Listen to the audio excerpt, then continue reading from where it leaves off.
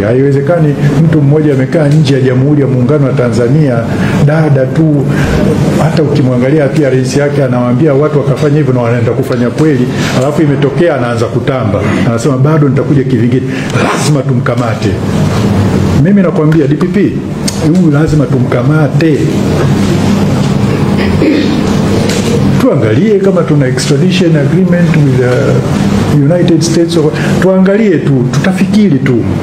Lakini hawezi yule kututambia kwa kiwango hicho. Yani ana admit kwamba hicho yeye ameengineer kukifanya na bado atafanya zaidi. Sasa sisi tunamwachaje? Alisema nianze na hilo kwa sababu baada ya kuwa pale nimeitwa na nimeshapewa majukumu. Moja wapo ni hilo, kuliangalia hili kisheria, lakini umeniongezea na kidiplomasia. Kwa hiyo basi, lakini uzuri sisi tuna watu mahiri. Yani kuna watu wana akili, sio kama kitu gani. Wanachohitaji wao ni guidance, and that leadership that is required. Feed them, bas, motivate them.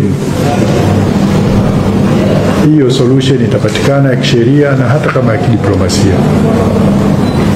CPD yupo, DPP yule pale, katibu mtendaji yupo kwenye masuala ya sheria, Solicitor General yupo, katibu mkuu wetu huyu hapa, so humble, very passionate.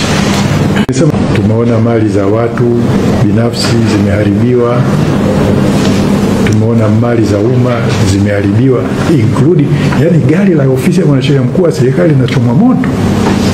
Haiwezekani. Si ndio JG? Nimeambiwa kwamba na gari yetu nao limechomwa moto, dereva kakimbia.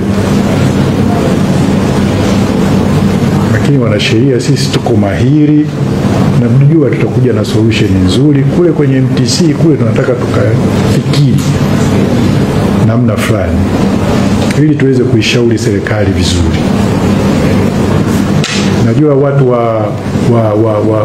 wa vyombo vya ulinzi na usalama na wao wana sehemu yao, na wao watafikiri kivyao.